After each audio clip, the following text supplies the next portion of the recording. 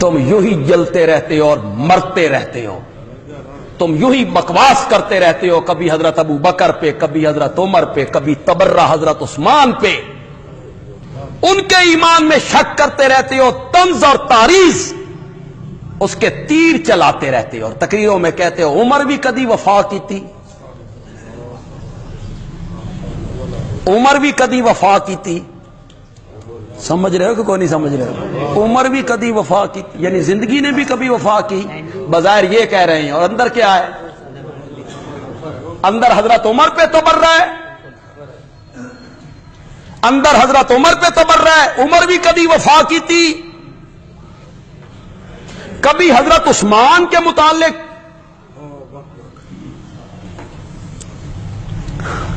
کرتے رہتے ہو، جس کے بارے میں میرے آقا نے فرمایا تھا اس سے تو آسمان کے فرشتے بھی حیا کرتے ہیں، تمہیں اس سے بھی حیا نہیں آئی؟ ام المومنین پہ تبرہ کرتے ہوئے تمہیں حیا نہیں آتی؟ اپنی تقریروں میں، اپنے مجالس میں تم جو لہجہ استعمال کرتے ہو، نکی امی جان، تمہیں شرم نہیں آتی؟ یہ جملے بولتے ہوئے تمہیں حیا نہیں آتی؟ جانتے ہو عائشہ صدیقہ کو؟ صحابہ بھی تحفے میرے نبی کے خدمت میں اس دن پیش کیا کرتے تھے جب باری حضرت عائشہ کی ہوا کرتی تھی، اس دن تحفے زیادہ آتے تھے۔ بیویوں نے مشورہ کیا کہ نبی پاک تک یہ بات پہنچائی جائے، وہ صحابہ تک یہ بات پہنچائیں کہ وہ تحفے بلا امتیاز دیا کرے، جب بھی کوئی چیز دینی ہو انتظار کرتے رہتی ہیں کہ حضرت عائشہ کی باری آئے۔ قاصد کس کو بنایا؟ سیدہ فاطمہ کو، جو میرے نبی کی لخت جگر ہے، جو آتی ہیں تو میرے نبی اٹھ کے اس کا ماتھا چومتی ہیں، چادر بچھاتی ہیں۔ حضرت فاطمہ نے آ کے گزارش کی اپنی ماؤں کی بات،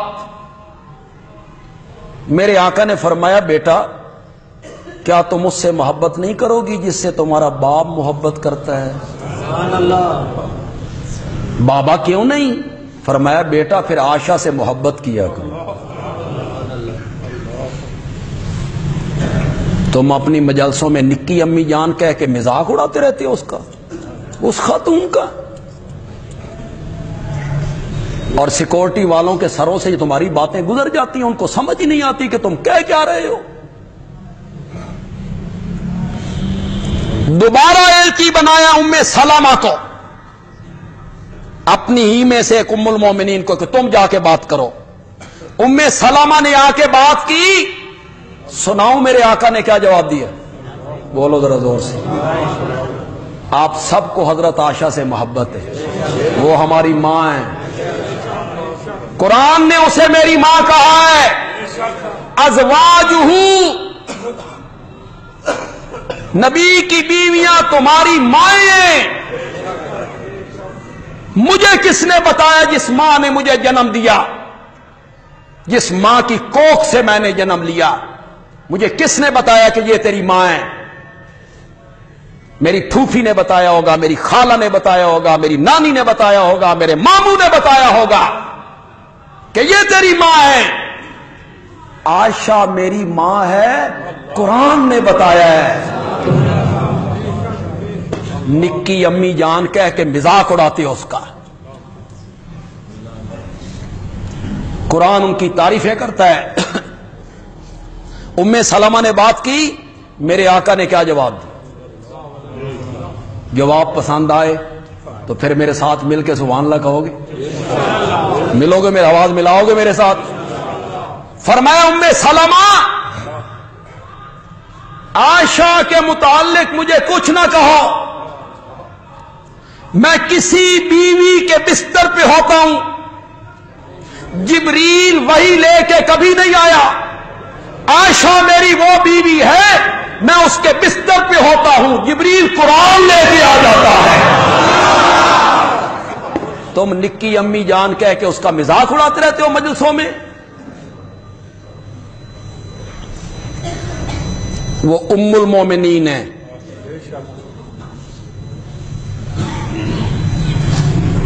وہ ام المومنین ہے. ماں مانتے ہو تو مومن ہو.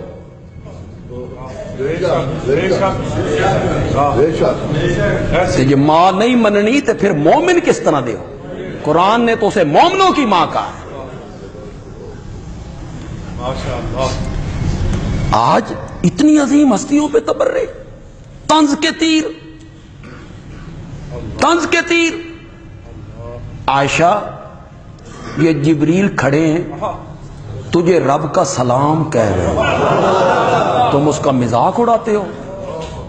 قیامت نہیں آنی، ہو جائیں گے فیصلے سارے.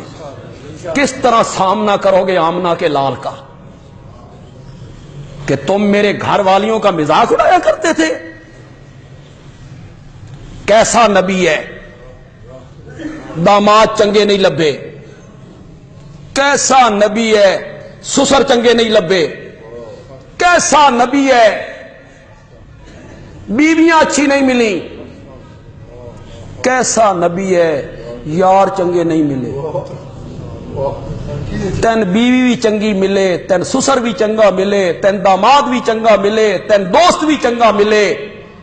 یہ تم نے اسلام کے نبی کا رخ پیش کیا ہے کفار کے سامنے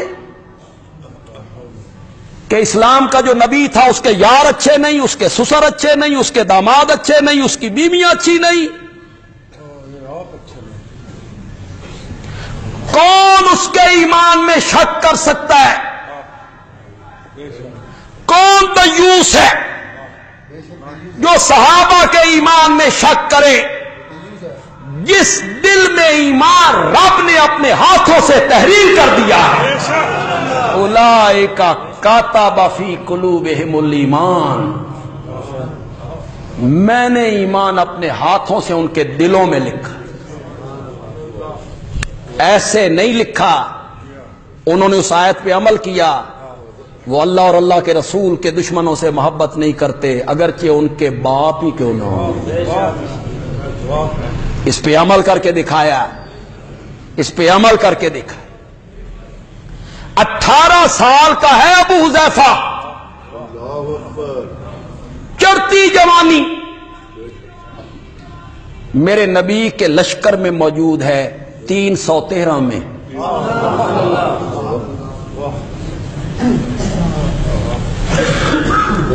اس زمانے میں جب جنگیں ہوتی تو پہلے ایک ایک بندہ لڑتا تھا. ادھر سے ایک بندہ جو بہادر ہوتا، شجاع ہوتا، جسے ناز ہوتا اپنی پہلوانی پہ، وہ ادھر سے نکلتا اور نعرہ لگاتا، حل من مبارز، ہے کوئی میرے ساتھ دو دو ہاتھ کرنے والا؟ نعرہ لگا. مکے کا پہلوان ہے عتبہ، حذیفہ کا باپ ہے، وہ ادھر ہے. 18 سال کا بیٹا ادھر ہے، اس کا سکا بھائی ادھر ہے، اس کا چچا ادھر ہے. عتبہ کفار کی فوج سے نکلا اور نکل کے اس نے نعرہ لگایا، حل من مبارز. تم تو کہتے ہو جو تم میں سے مارا جائے گا وہ جنت میں جائے گا اور ہم جہنم میں جائیں گے. کون ہے جنت لینے والا؟ کون ہے ہمارے مقابلے میں آنے والا؟ یہ ذہن میں رہے، یہ مسلمانوں کی پہلی جنگ ہے. اس سے پہلے کوئی تجربہ نہیں. یہ سب ناتجربہ کار ہیں. سناٹا چھا گیا. وہ بڑا جنگجو تھا، بڑا پہلوان تھا، تلوار چلانے کا دھنی تھا، اسے اپنی طاقت پہ، قوت پہ، ہنر پہ ناز تھا. پھر آسمان کے فرشتے یہ منظر دیکھ کے حیران ہو گئے. 18 سال کا ابو حذیفہ مسلمانوں کی صفوں سے باہر نکل آیا. یوں ہی نہیں کہا قرآن نے، اگرچہ ان کے باپ ہی کیوں نہ ہو. وہ اللہ اور اللہ کے رسول کے دشمنوں سے محبت نہیں کرتے. باہر نکل کے میرے پیارے پیغمبر کی آنکھوں میں آنکھیں ڈال کے اشارے اشارے میں اجازت طلب کرتا ہے، یا رسول اللہ اجازت ہو بے ابے نال دو دو ہاتھ کر لینا۔